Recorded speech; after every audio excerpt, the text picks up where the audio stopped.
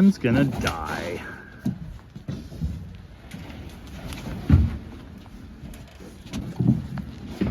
Okay, it's going down the road. Yep. Ah, it's fine. Hi, I'm Jamie. This is Dead Dodge Garage, and this is a 1968 426 Hemi equipped Roadrunner. All right, it's not equipped with one right now. We'll deal with that later.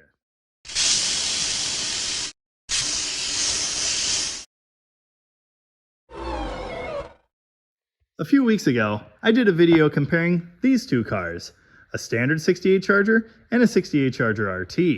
I really wanted to make that video because I feel like there's kind of a general misunderstanding in the hobby about what an RT was and what it wasn't. The big important point for me in that one, brakes.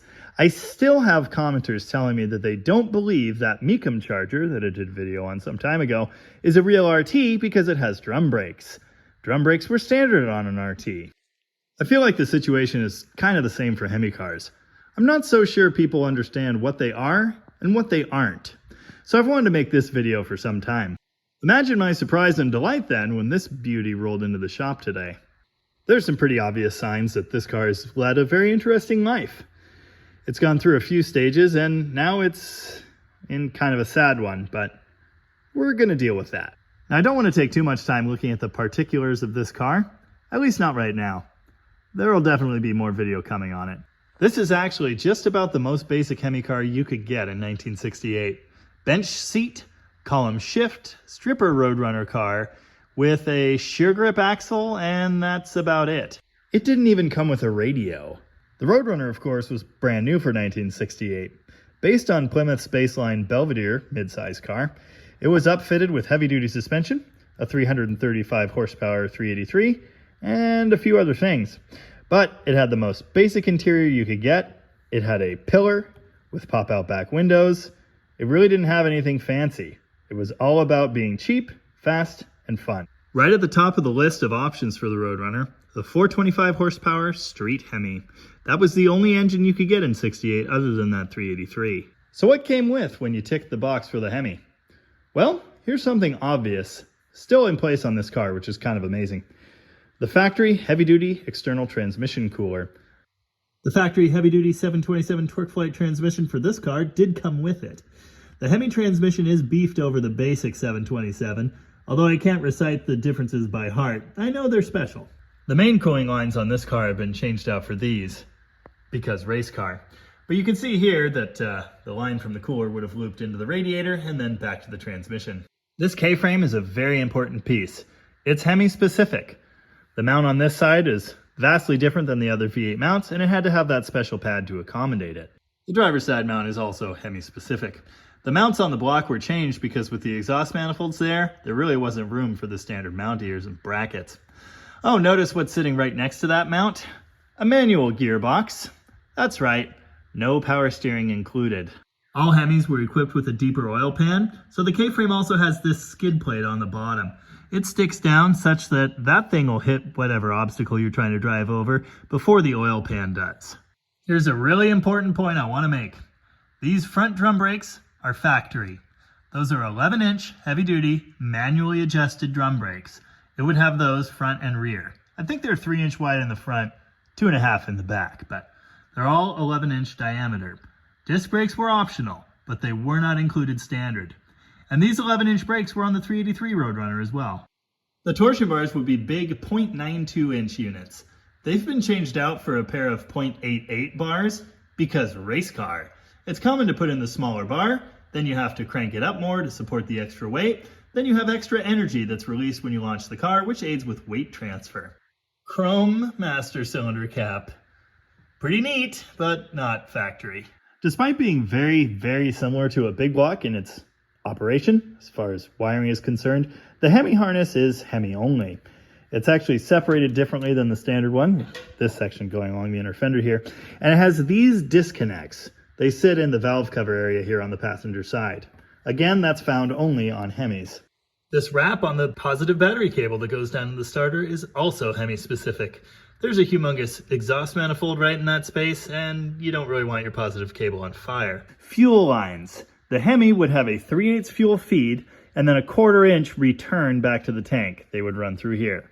Of course, all 68 Charger RTs had that system, so we can kind of eyeball that here. Oh, there's a little oil dribble there. Anyway, there's a quick look at the vapor separator that those lines would be connected to. Of course, the fuel sending unit in the tank would be special to accommodate that as well. Since I'm already down here, I guess we'll talk rear end stuff. For one thing, axles. This is an 8 3/4 axle. That would be found in a Hemi automatic car, so it's correct for this one. A 4-speed would have a Dana 60, just like the Charger RT with a 4-speed. The leaf springs are special heavy-duty Hemi units. There's a 6-segment spring and a 7-segment spring.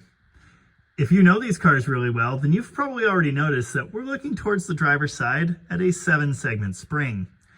That's because they're flipped backwards. That is the passenger spring, and the driver's side spring is here on the passenger side. 1, 2, 3, 4, 5, 6. We'll be fixing that. Now, there were various gear ratios available. I think Tom said this one was ordered with a 355. 323 would have been standard, I believe. And again, sure grip. You know, the Chrysler version of posi traction. Not standard with the Hemi, which really surprises me. If it wasn't immediately obvious, this thing spent its past life as a hardcore drag car. The leaf springs and hangers had all been relocated. It's now been moved back. There's a new trunk floor in it. There's a lot left to do, but it's getting back toward a factory car, and I think that's cool.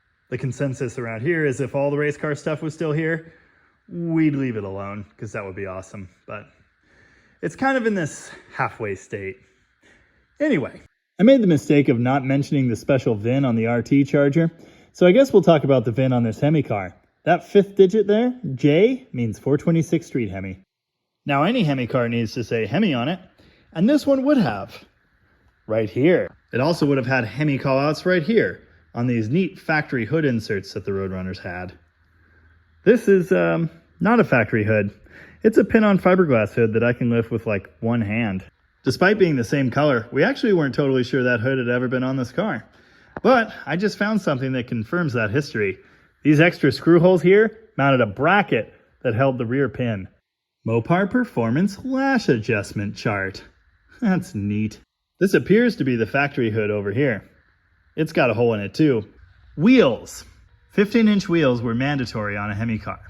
And the only 15-inch wheels that were available at this time were those 15-inch Steelies.